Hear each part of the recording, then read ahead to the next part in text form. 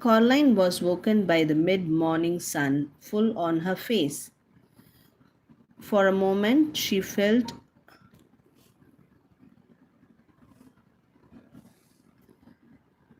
ut- she felt utterly dislocated. She did not know where she was. She was not entirely sure who she was. It astonishing just how much of what we are can be tied to the beds we wake up in the morning, and it is astonishing how fragile that can be. Sometimes Coraline would forget who she was while she was daydreaming that she was exploring the Arctic or the Amazon rainforest or darkest Africa, and it was not until someone tapped her on the shoulder or said her name that Coraline would come back from a million miles away with the start, and all in a fraction of a second have to remember who she was and what her name was and that she was even there at all.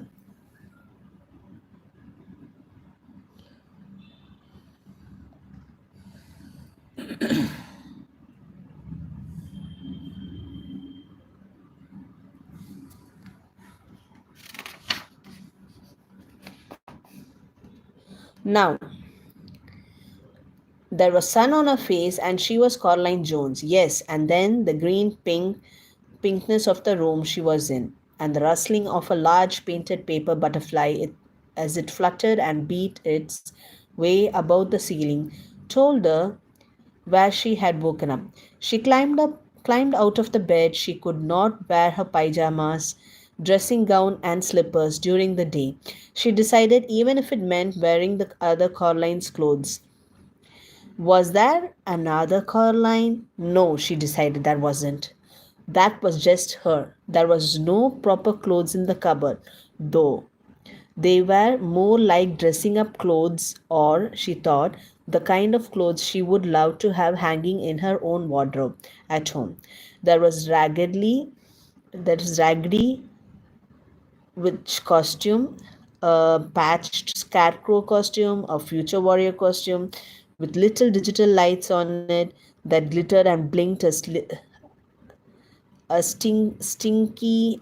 evening dress all covered in feathers and mirrors. Finally, in a drawer, she found a pair of black jeans that seemed to be made of velvet night, and a grey sweater, the color of thick smoke with faint and tiny stars in the fabric which twinkled. She pulled on the jeans and the sweater, then she put on a pair of bright orange boots she found at the bottom of the cupboard. She took her last apple out of the pocket of her dressing gown, and then and then from the same pocket the stone with the hole in it. She put the stone into the pocket of her jeans, and it was as if her head had cleared a little, as if she had come out of some sort of a fog. She went into the kitchen, but it was deserted. Still, she was sure that there was someone in the flat. She walked down the hall until she reached her father's study and discovered that it was occupied. Where's the other mother? She asked the other father. He was sitting in the study at a desk which looked just like his father's, but he was not doing anything at all. Not even reading gardening catalogs as her own father did when he was only pretending to be working.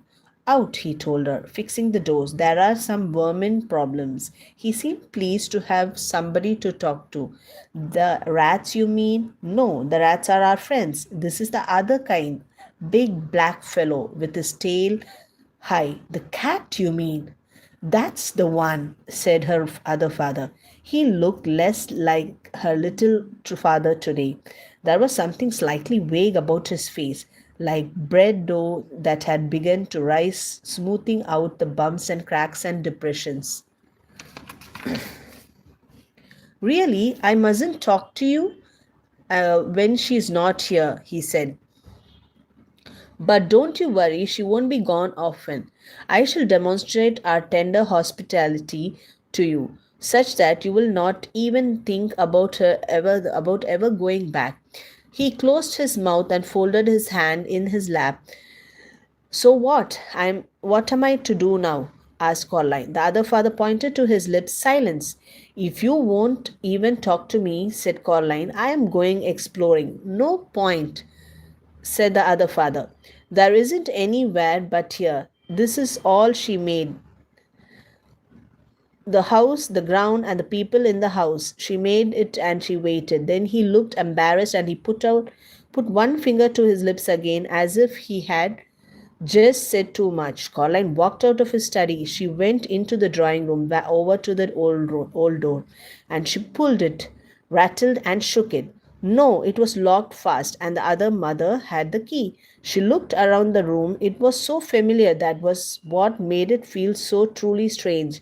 Everything was exactly the same as she remembered. There was her grandmother's strange smelling furniture. There was a painting of the bowl of fruit, a bunch of grapes, two plums, a peach, and an apple hanging on the wall. There was the low wooden table with the lion's feet and the empty fireplace which seemed to suck heat from the room. But there was something else, something she did not remember seeing before, a ball of glass up on the mantelpiece. She went over to the fireplace, went up on tiptoes, and lifted it down. It was a snow globe with two little people in it. Colin shook it and set the snow flying, white snow that glittered as it tumbled through the water. Then she put the snow globe back on the mantelpiece and carried on looking for her true parents and for a way out.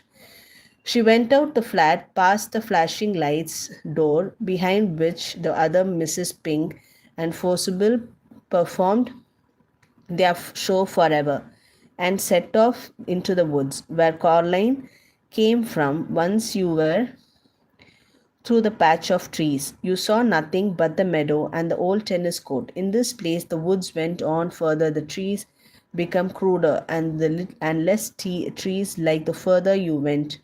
Pretty soon seemed very approximate, like the idea of trees, grayish brown trunk below, a greenish splotch of something that might have been leaves above. Caroline wondered if the other mother wasn't interested in trees, or if she just hadn't bothered with this bit properly, because nobody was expected to come out this far. She kept walking, and then the mist began, and it was not damp like a or normal fog or mist. It was not cold and it was not warm. It felt to Caroline like she was walking into something. I am an explorer, though Caroline to herself thought Caroline to herself, and I need all the way out of here that I can get, so I shall keep walking. The world she was walking through was a pale nothingness, like a blank sheet of paper or an enormous empty with white room. It had no temperature, no smell, no texture, and no taste. It certainly isn't mist, though, thought Caroline. Although she did not know what it was, for a moment she wondered if she might have gone blind. But no, she could see, plain as day. There was no ground beneath her feet, just a misty, milky whiteness. And what do you think you're doing? Said a shape to one side of her. It took few moments for her eyes to focus on it properly. She thought it might be some kind of lion at first, some distance away from her, and then she thought it might be a mouse close beside her, and then she knew what it was. I'm exploring, Caroline told the cat. Its fur stood straight out from its body, and its eyes were wide, while its tail was down and between its legs. It did not look at Happy Cat. Bad place, said the cat. If you want to call it a place, which I don't, what are you doing here? I am exploring, nothing to find here, said the cat. This is just the outside the part of the place she hasn't bothered to create. She, the one who says she's your other mother, said the cat. What is she? Asked Caroline. The cat did not answer. She padded through the pale mist beside Caroline. Something began to appear in front of them. Something high and towering and dark. You were wrong, she told the cat. There is something there. And then it took shape in the mist. A dark house which loomed at them out of the formless whiteness. But that's, said Coraline. The house you just left, agreed the cat. Precisely, maybe. I just turned around in the mist and said Coraline. The cat curled the high tip of its tail into a question mark and tipped its head onto one side. You might have done, it said. I certainly would not wrong indeed, but how can you walk away from something and still come back to it? Easy, said the cat. Think of somebody walking around the world. You start out walking away from something and end up coming back to it. Spider's web only have to be large enough to catch flies. Coraline shivered. He said that she's fixing all the gates and the doors. She told the cat to keep you out. She may try, said the cat, unimpressed. Oh, yes, she may try. They were standing under a clump of trees now, beside the house. These trees looked much more likely. There's ways in and ways out of places like this that even she doesn't know about. Did she make this place then? Asked Coraline. Made it, found it. What's the difference? Asked the cat. Either way, she's had it a very long time. Hang on. And it gave a shiver and a leap, and before Coraline could blink, the cat was sitting with its paw holding down a big black rat. It's not that I like rats, at the best of times, said the cat's conversationally, as if nothing had happened, but the rats in this place are all spies for her. She uses them as her eyes and hands. And with that, the cat let the rat go. It ran for almost a meter, and then the cat, with 1 pound, was upon it, batting it hard with one sharp clawed paw while holding it down with the other. I love this bit, said the cat happily. Want to see me do that again? No, said Caroline. Why do you do it? You are torturing it. Said the cat. It let the rat let the rat go. The rat stumbled, dazed for a few steps. Then it began to run. With a blow of its paw, the cat knocked the rat into the air and got it into its mouth. Stop it, said Caroline. The cat dropped the rat between its two front paws. There are those, it said with a sigh in tone, as though as oiled silk, who have suggested that the tendency of a cat to play with its prey is a merciful one. After all, it permits occasional funny little running snack to escape from time to time. How often does your dinner get to escape? And then it picked the rat up in its mouth and carried it off into the woods behind a tree. Caroline walked back into the house. All was quiet and empty and deserted. Even her footsteps on the carpeted floor seemed loud. Dust motes hung in a beam of sunlight. At the far end of the hall was the mirror. She could see herself walking towards the mirror, looking reflected a little braver than she could actually felt. There was nothing else there in the mirror, just her in the corridor. A hand touched her shoulder and she looked up. The other mother stared down at Caroline with big black button eyes. Caroline, my darling, she said, I thought we could play some games together this morning. Now you're back from your walk. Hopscotch, Monopoly, Happy Families. You weren't in the mirror, said Coraline. The other mother smiled. Mirrors, she said, are never to be trusted. Now, what game shall we play? Coraline shook her head. I don't want to play with you, she said. I want to go home and be with my real parents. I want you to let them go, to let us all go. The other mother shook her head very slowly. Sharper than a serpent's tooth, she said. Is a daughter's ingratitude still the proudest spirit can be broken with love? And her long white fingers waggled and caressed the air. I have no plans to love you, said Caroline. No matter what, you can't make me love you. Let's talk about it, said the other mother, and she turned and walked into the sitting room. Caroline followed her. The other mother sat down on the big sofa. She picked up a brown handbag from beside the sofa and took out a white rustling paper bag from inside it. She extended the hand with the paper bag in it to Caroline.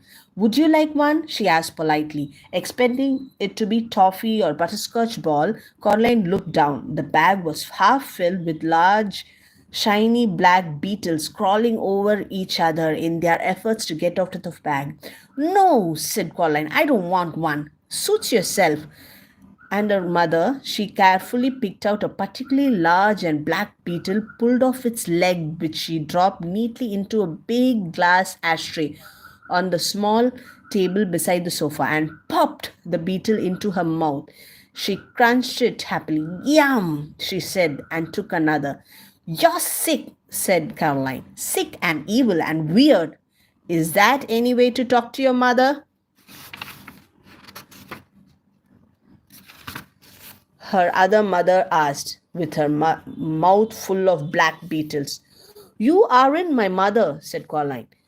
Her other mother ignored this. Now I think you are a little overexcited, Caroline. Perhaps this afternoon we could do a little embroidery together or some watercolor painting. Then dinner, and then if you have been good, and you may play with the other rats a little before bed. And I shall read you a story and tuck you in and kiss you good night. Her long white fingers fluttered gently like a tired butterfly, and Coraline shivered. No, said Coraline. The other mother sat on the sofa. Her mouth was set in a line. Her lips were pursued. She popped another black beetle into her mouth, and then another, like someone with a bag of chocolate covered raisin. Her big black button eyes looked into Coraline's hazel eyes. Her shiny black hat twined and twisted about her neck and shoulders as if it were blowing in some wind that Coraline could not touch or feel.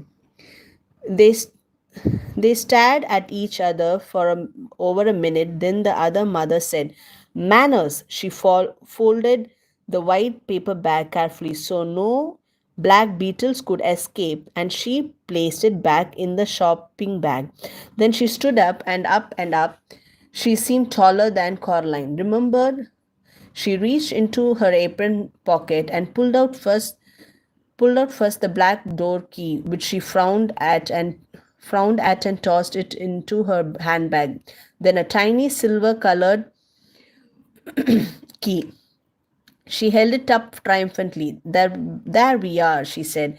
This is for you, Caroline, for your own good, because I love you, to teach you manners. Manners maketh man after all.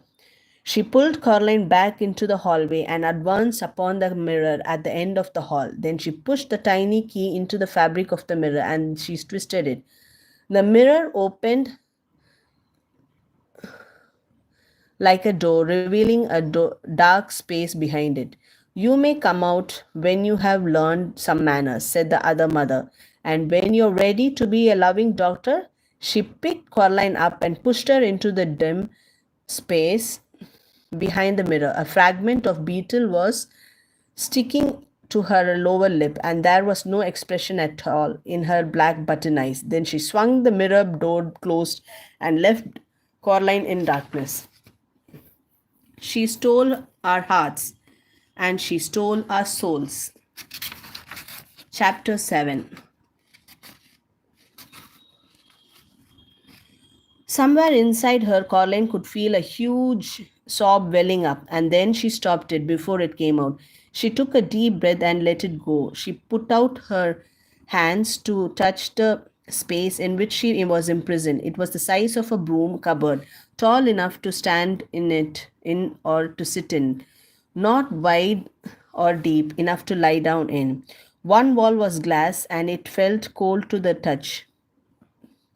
She went around the tiny room a second time, running her hands over every surface that she could reach, feeling for doorknobs or switches or concealed catches, some kind of way out, and found nothing. A spider scuttled over the back of her head, and she choked back a shriek. But apart from the spider, she was alone in the cupboard in the pitch dark, and then her hands touched something that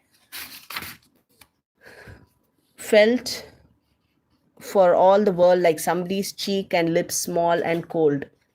And a voice whispered in her ears, Hush and sush, shush, say nothing, for the beldam might be listening. Colleen said nothing. She felt a cold hand touch her face, fingers running over it like the gentle beat of a moth's wings. Another voice, hesitantly and so faint, Caroline wondered if she were if she were imagining it, said, Ado alive? Yes, whispered Coraline. Poor child, said the first voice. Who are you? Whispered Coraline. Names, names, names, said another voice, all far away and lost.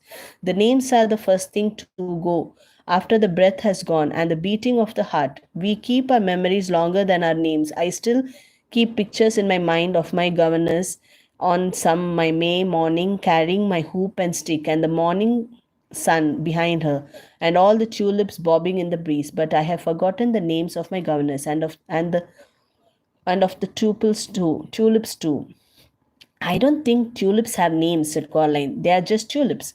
Perhaps, said the voice sadly, but I have always thought that these tulips must have had names. They were red, orange, and yellow, like the embers in the nursery fires of a winter evening. I remember them. The voice sounded so sad that Coraline put out her hand to the place where it was coming from, and she found a cold hand and she squeezed it tightly.